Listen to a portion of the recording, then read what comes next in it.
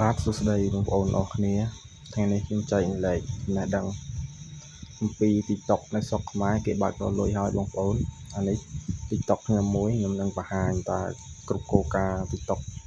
ដែលរលួយបានណាបងប្អូនឥឡូវខ្ញុំនឹងទៅបង្ហាញទាំងអស់គ្នាមើលឥឡូវចូលនៅខាងក្រោមពាក្យថា TikTok Studio ចុចត្រង់ហ្នឹងមក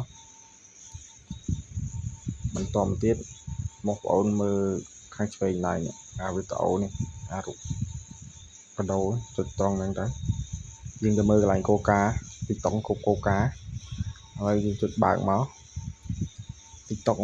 គ្រប់ចំនួនគោលការណ៍គេហើយបងប្អូន 10000 follow គ្រប់គ្រីសទាំង5ហ្នឹងបងប្អូនអាចរកលុយបានហើយបងប្អូន TikTok នេះណាឥឡូវខ្ញុំចុចបើកមក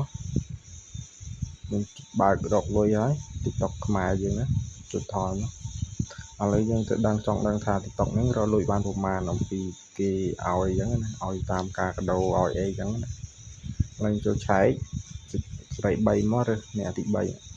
យថា balance ហ្នឹងចុចត្រង់ហ្នឹងមកបន្តមកទៀតវានឹងបង្ហាញแบบនេះបងប្អូនលុយអ្នកបាន21សេនដែរបងប្អូនលុយ21សេនឥឡូវយើងចុចត្រង់នេះទៅខ្ញុំចង់ដឹងតើលុយ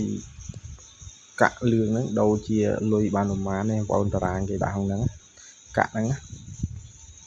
បាទអរគុណបងប្អូនវីដេអូខ្ញុំមានតែប៉ុណ្្នឹងទេអរគុណច្រើនដែលបងប្អូនតាមដានវីដេអូខ្ញុំតាំងពីដើមរហូតដល់ចប់